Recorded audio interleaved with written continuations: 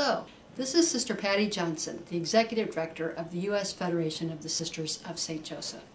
I'm very excited to welcome you to this three-part series on human trafficking, which is an important issue for us as Sisters of St. Joseph. The information that you are about to hear can be very upsetting and troubling, and if you find that after viewing this video you need additional information to better understand the information that you've received, we'd urge you to call the National Human Trafficking Resource Center. And on the screen we'll be showing you some contact information. They can be reached at 1-888-3737-888 or through email inquiries. I'd now like to take the opportunity to introduce our first speaker, Kimberly Ritter. Kimberly is the Senior Account Manager and Traffic Initiative Coordinator at NIC's Conference and Meeting Management. We have a long relationship with NIC's, and I'm sure you'll see why we value our relationship with Kim so much. Thank you. Good morning. Good morning. We all know that I don't like to start with a tear in my eye, but sometimes that happens. Thank you. And thank all of you for thinking of Katie and I to present this information to you today. I think it's important that I tell the story. The story is pretty interesting, actually. 20 years ago, I started working in hotels. I was 3. And as I worked for these hotels, I had no idea what my journey was. I had no idea what I was supposed to do. I had 2 young daughters, and the hotels were taking over my life, and I needed a new job, and so I quit my job, and I said, I need to take a month and figure out how I can spend more time with my daughters. And Mr. Nix, who is the founder of Nix Conference and Meeting Management, called me and said, you need to come and work for me. I have some clients I think you'll like. My first client was clinics, then LCWR, the Sisters of St. Joseph, the Sisters of Mercy, the Franciscan Federation, and Mr. Nix wasn't kidding. I loved my clients. And so I'm on the other end of hotels, and I'm realizing that I speak a little hotel language, so I had a little room to negotiate. So the meeting planning worked out really well for me because I knew exactly what the hotels were talking about. And then 5 years ago, and this is where you'll hear this story a number of times, 5 years ago my life changed. I was planning the conference for the Federation of the Sisters of St. Joseph, and the executive director, who was Kathy McCluskey at the time, and I were in Pittsburgh, and she said, we want a hotel that combats child sex trafficking, who signed the ECPAT Code of Conduct. I'm affected by the sisters. I know that we don't use styrofoam and we don't use bottled water. I know that we recycle everything and that we eat smaller portions than any other group in the U.S. I know these things. But I didn't know what child sex trafficking was. I thought it happened in third world countries. I'm just a meeting planner. That's all I am, working for the sisters. So because of the Federation of the Sisters of St. Joseph came to us as just another client and said, can you do this? Together, we worked and we found the Millennium Hotel St. Louis, and together we helped get the Millennium Hotel St. Louis to sign the ECPAT Code of Conduct. I'll talk about ECPAT a little later. It stands for End Child Pornography and Trafficking. They have a code of conduct they want hotels to sign to train their staff to combat trafficking. So, as a meeting planner, I go to hotels and I talk to them and inform them that sex trafficking happens in their hotel.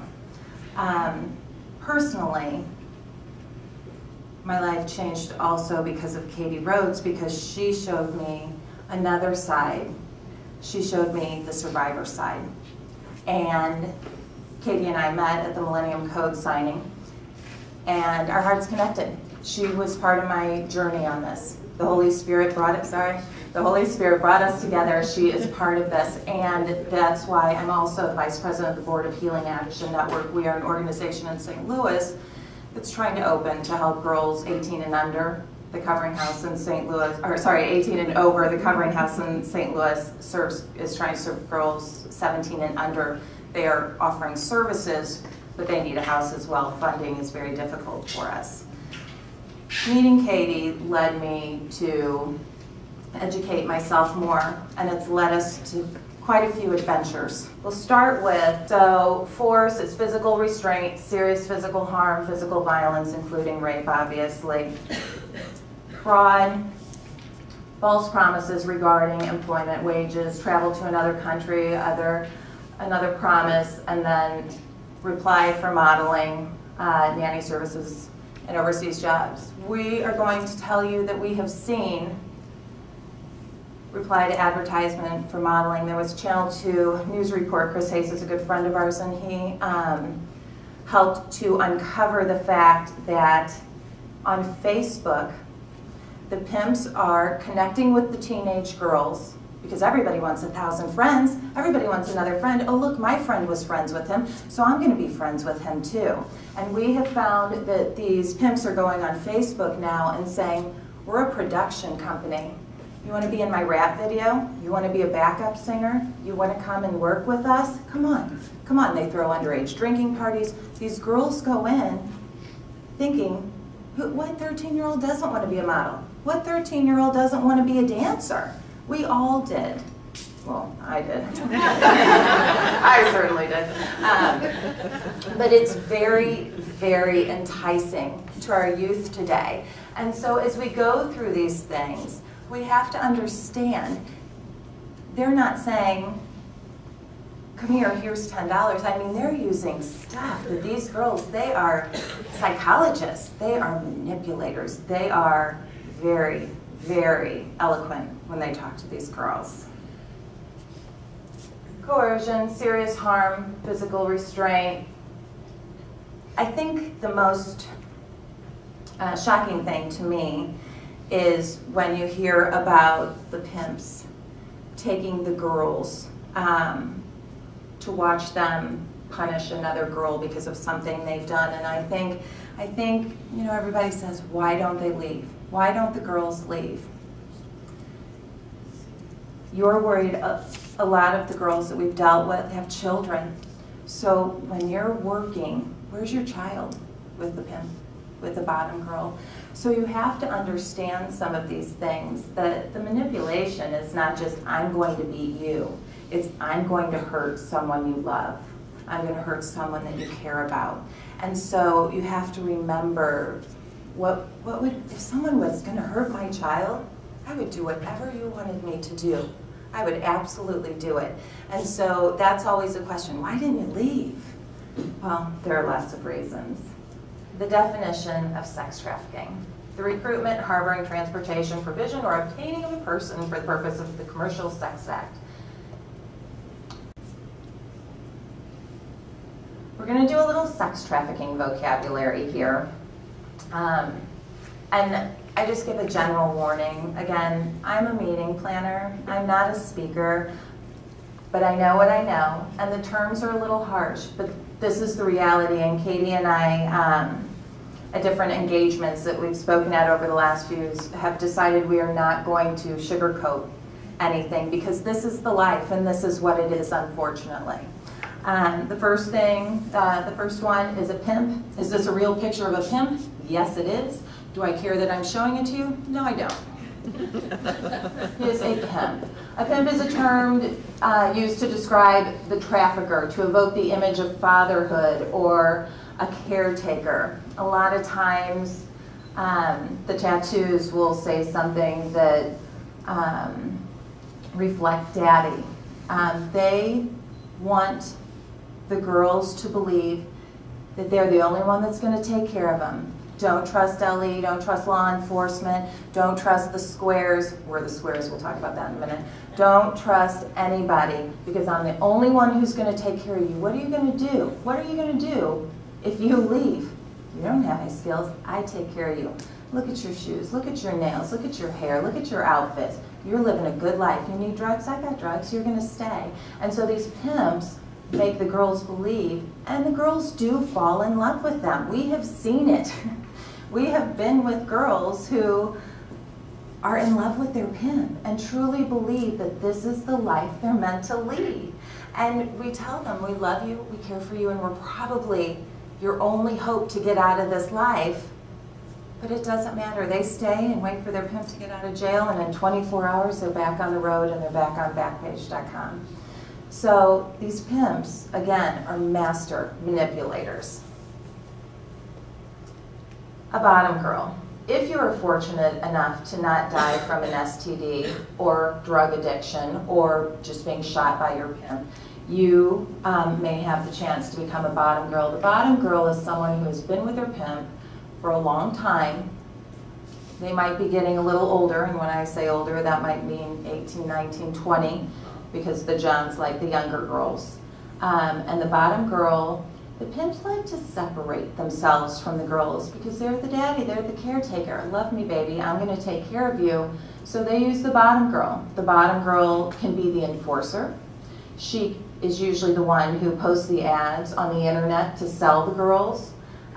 She's the one that can take the girls into the hotels. She has a wide range of responsibilities, but she's the one who's the enforcer, so the pimp stays in the good graces, and she is usually the pimp's number one, the girlfriend, the wifey.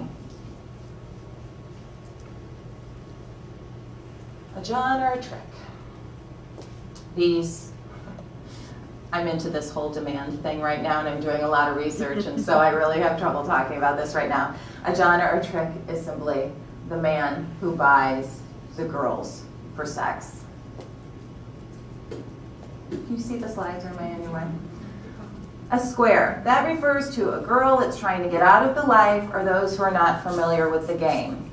Katie was the first one to tell me, I'm a square. We're all squares. So we're the ones, we don't know anything, we don't know their life, we don't understand the pain that they're coming from, we don't get it, and we don't. We never will. And I thank God every day that we never will understand what they've gone through. But they are taught not to trust us. And so that is why it's so hard to break down these barriers. The life. It's a slang term used to describe the sex trade. So you'll hear references to the life or the game a lot, and it's just kind of the terminology that will help as Katie talks. As you read more articles, you'll hear reference to the life and the game a lot. And this is my favorite, the stable. This is the demeaning term. And I've heard others, the army, the soldiers, but whatever it takes to keep the girls feeling demeaned, feeling like an animal, feeling like something you own. A stable is one of the words they use to refer to their girls. Facts and statistics. This is what the Department of Justice, everybody says. However, we can tell you that the statistics are askew. The average age of entry for a child is 12 years old. Sometimes you'll see 13. That's the average. So it's very important because people think, oh, 12, oh my goodness, that's so young. No, that's the average. And that means that half of these girls are younger. Katie and I have sat with a detective before, and he had to, told us he didn't know how much time he had because there was a John trying to buy a 1-year-old. Oh. We have knowledge of a St. Louis victim who entered in 6 years old, and that's when the pornographic movies started showing up around St. Louis of her. She's much older now. How do you ever get rid of that? How do you ever get rid of 60 or 70 pornographic films out there of you? Just because, you know, you're 8 years older now doesn't mean that people aren't going to recognize you. And so it's the girls are younger. 12 is just the average, and it's important to point that out. Trafficking is one of the fastest growing crimes. The State Department has finally rated it second. We used to be third. First is drugs, now it's trafficking, then it's guns and weapons. A girl is a reusable commodity. You can only sell drugs one time. You can only sell guns one time. But a girl you can sell night after night, time and time again. So the average pimp, they say, has 4 to 6 girls. He sells them usually for about an average of, they have a quota of 1,000 a night. Each girl's probably worth about $250,000 as long as he keeps her healthy. With 4 to 6 girls, that's pretty good income. 300,000 children in the United States are at risk every year. I don't know. I'll tell you the number of calls that we get in St. Louis, and our organization's not open yet. I'll tell you how many girls the detectives are finding week to week. And I'll tell you how many girls we see on Backpage.com day after day that are different. So this number, I would dispute that the number is way more. In the U.S., it's a $9.5 billion industry, and I believe that number. It's 27 million worldwide. So that could do a lot for our country, couldn't it? Instead of selling these girls for sex, we could do a lot of help. We could help a lot of people for that. St. Louis, we are one of the top U.S. cities. I think we're 13th. I think we're 13th. Now, here is a positive spin on that. Are we 13th because we have a trafficking task force, a county of detectives and prosecuting attorneys task force that actually goes out and finds these girls? So that means we have more that are acknowledged. We have groups that are fighting this, and so it could be that we find more girls and help more girls, and that's why we're number 13, because most cities are laying low and just ignoring it. Demand. Men who buy sex are your neighbors and colleagues. A new study reveals how the demand for porn and prostitutes is warping personal relationships and endangering women and girls. Newsweek magazine.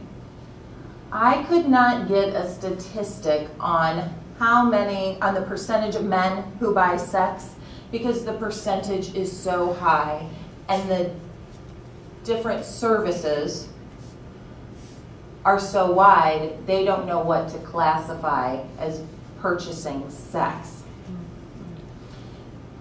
Johns have no stereotypes. Johns may be a businessman, and he may book a flight and have a layover. And that layover, he may make it for 4 hours instead of 2, because he can run to an airport hotel, buy a girl on Backpage.com, be back at the airport, and catch his flight without ever collecting his luggage. Johns, there's a website, they just did a demand report, case.org, and out of Chicago just did a demand report, and they did this report on a website that is all Johns, and they have about 300,000 hits a day. And these Johns go online and talk about their hobby. This is a hobby. I can go search St. Louis Backpage.com, and these Johns are talking about our girls in St. Louis with men all over the United States, so that if they travel here, they will be able to get a review on the quality of the girls. It's the sickest thing I've ever read, but enlightening nonetheless, because we have to understand all of it, and we have to acknowledge all of it. And this is the unfortunate trinity with the pimp selling the girls being victimized. But without the Johns buying the girls, we wouldn't have the problem. We wouldn't have the problem. We have to acknowledge demand. We have to go after these Johns. These Johns don't think, the Johns think the girls like it. She was really happy. She was really good. She really enjoyed herself. She wants to see me again. Okay, let's think back to our vocabulary. I am being held captive. I am addicted to heroin, and I'm going to need it in an hour, or 4 hours, or 2 hours. The bottom girl's got my baby. I have to make $1,000, or he's not going to give me my drugs, or he's going to beat my child, or he's going to shoot one of the other girls. What are you going to do? You're going to do your job well. You're going to enjoy it. You're going to go in there. You're going to make money, because if you get somebody that keeps coming back, that's it, you know, it's business. It's business. And so 10% of these Johns might get arrested, but they don't have any harsh penalties, so they're going to go right back, and they're going to go right back. The 90% of the girls are going to come out of jail because they don't trust law enforcement, and they're going to lie about their age, and they're going to go straight back to their pimps because they have their babies, because they need their heroin, and they have a way to get it. 52% of women stated that pornography played a significant role in teaching them what was expected of them as prostitutes. That says what it says. That kind of goes back to what I was referring to before. Most Johns are repeat offenders and pay for multiple women being prostituted multiple times. True. Doing a little research on this website, they do go back, and then they refer other Johns to the girls if it was a good experience for them. They will go back to massage parlors. And massage parlors is something we're just starting to work on. Massage parlors is a much bigger problem than anybody realized. Than I realized. And I realized it through the site. And even though you would think they're the little seedy strip mall massage parlors, some of them are coming up as nice massage parlors. And these Johns would rather go to a massage parlor than find a streetwalker, than go on Backpage and get a girl, or on the internet and get a girl. Everybody keeps saying Backpage is going to sue me one of these days. They might. So, yeah, it's everywhere. It's not just girls online. It's not just girls on the street. It's everywhere. And these massage parlors that you see as you drive by, those are an issue too, and they need to be looked into. Okay, most sex buyers voice aggression towards women. We go back to the commodity. But more importantly, I want you to look. I paid for sex with a 14-year-old child I found on Backpage.com. And so here we're going to transition into the internet, hotels, and kind of more of the story.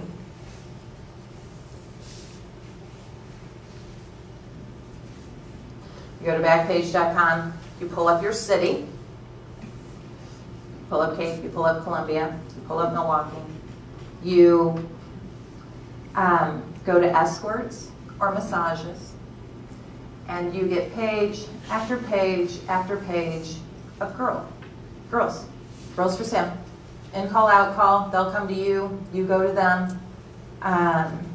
They're all 18, and you have to agree to report any human trafficking. How many times I have reported the Super Bowl? Like 23 times I reported this one girl. She never got pulled off. Now I'm starting my 10th year. Now I've been doing 12, 15 meetings every year for almost 10 years now. I've been to a lot of hotels. And when you go to a lot of hotels, you know what they look like. What's that building? Federal courthouse. And what hotel has the double windows up here? If you look out. What's the hotel across from the courthouse? Hyatt. So, if these pictures are being taken out of this window, what hotel is next to the Hyatt? I'm not telling you. Yes, I am. It's the Crowne Plaza. So I realized, as I'm looking at this picture, that I could identify this. And I called the detective. And he said, "You're right. Okay." And I will tell you, we actually met that girl. She went after him. But we did meet that girl. A lot of this started. An all-woman owned and operated company going to fight sex trafficking was catchy. The fact that we did it with Catholic sisters and we were going out on this crusade together, that was catchy. But going on Backpage.com and identifying a hotel that the girls are being sold out of, and then realizing this is something we could do all the time, that's what caught the media attention. Totally Holy Spirit, folks. This was never my life goal. You couldn't ask me when I was 13 years old dancing in my room and modeling. You are going to go out and the media is going to pick up on this and you're going to bring awareness about child sex trafficking in hotels. Never would have guessed it. And this was the thing that started it all. So pick away at what you want, media, because all I know is that every time they publish something about me seeing a quilt in a room, that's bringing awareness to the fact that this is an issue. And then when they publish that, I can say, okay, sisters, here's a hotel in California. What sisters do we have in California? And I get 12 emails, and I email those sisters, and I say, go talk to this hotel. Go inform them that there's sex trafficking happening here. Here, go take this photo and go. And they do. And it's Mercy's, and it's Franciscans, and it's St. Joe's, and it's Holy Names, and it's charities, and it's everybody networking together. And now you're part of our network.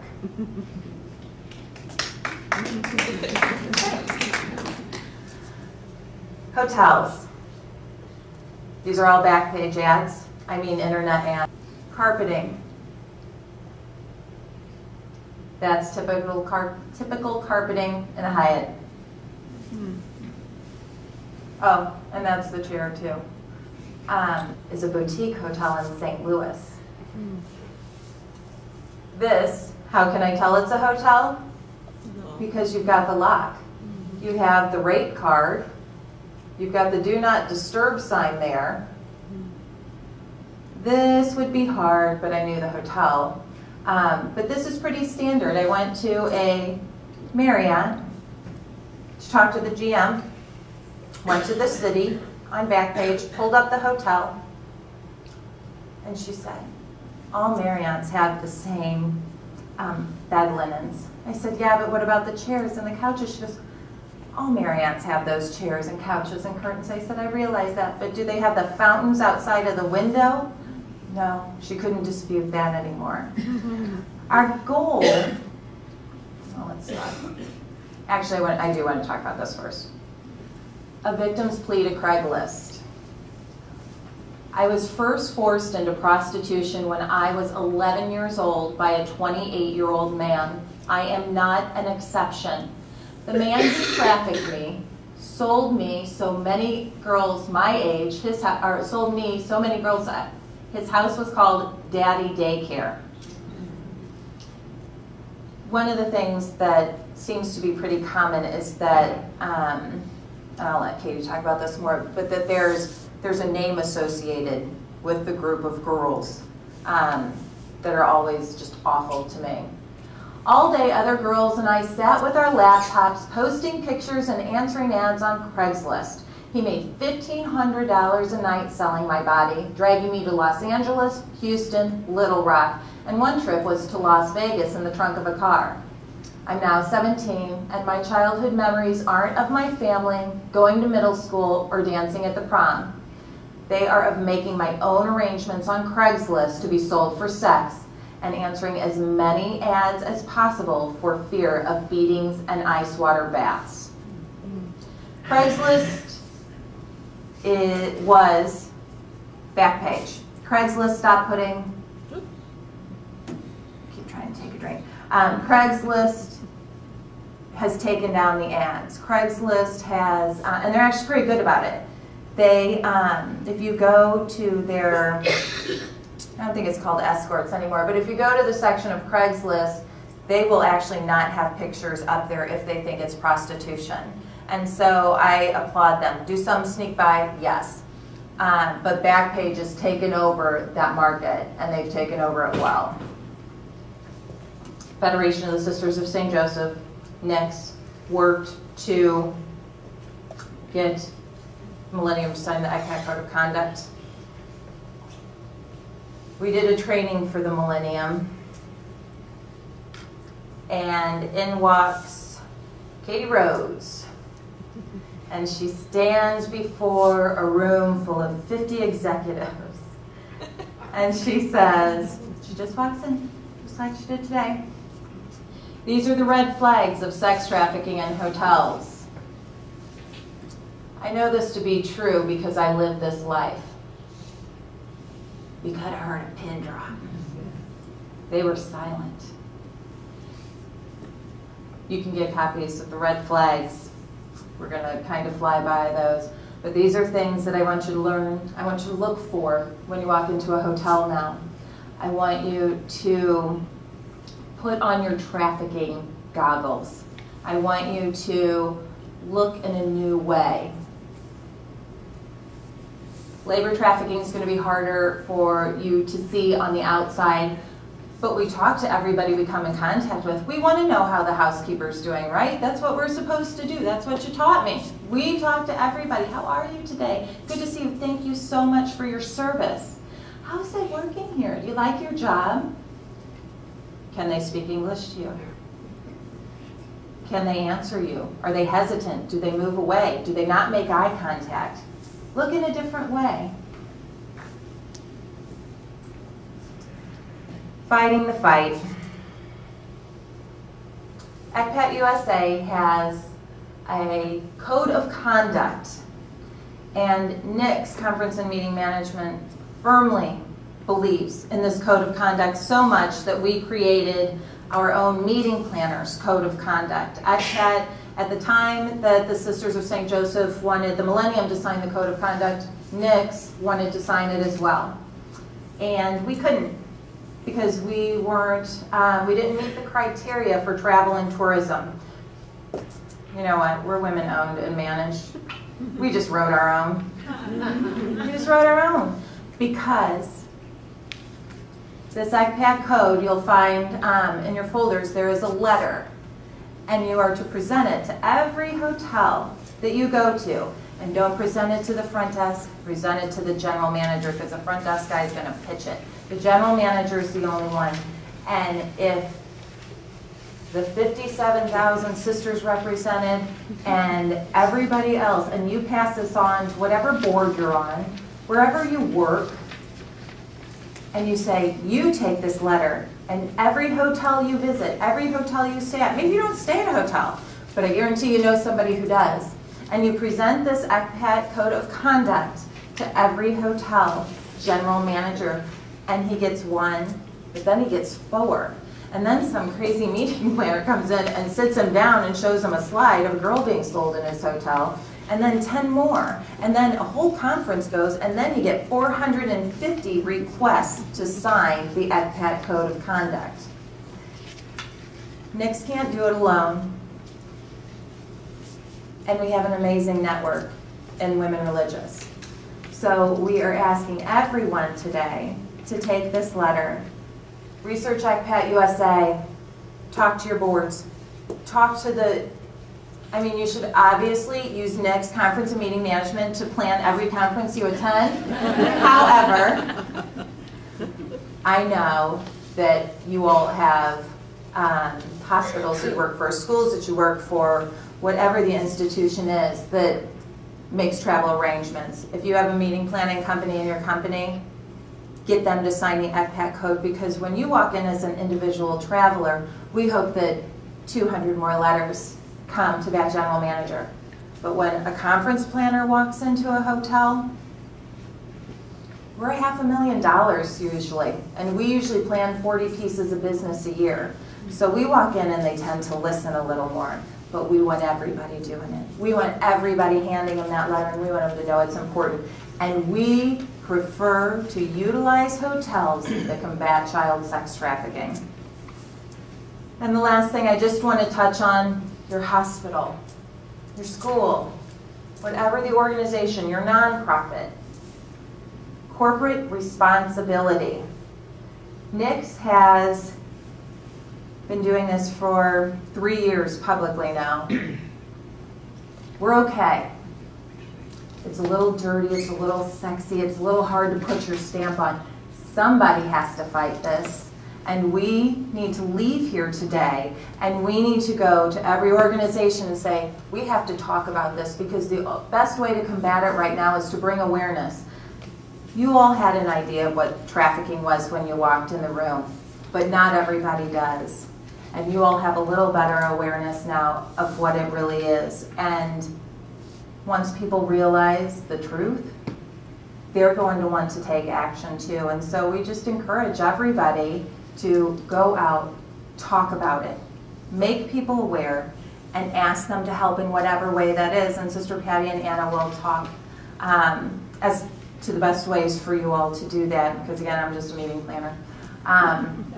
But I do invite you to help us inform these hotels. And we're going to take a little break now, and then we'll come back and we'll have Katie talk for a little bit. Okay.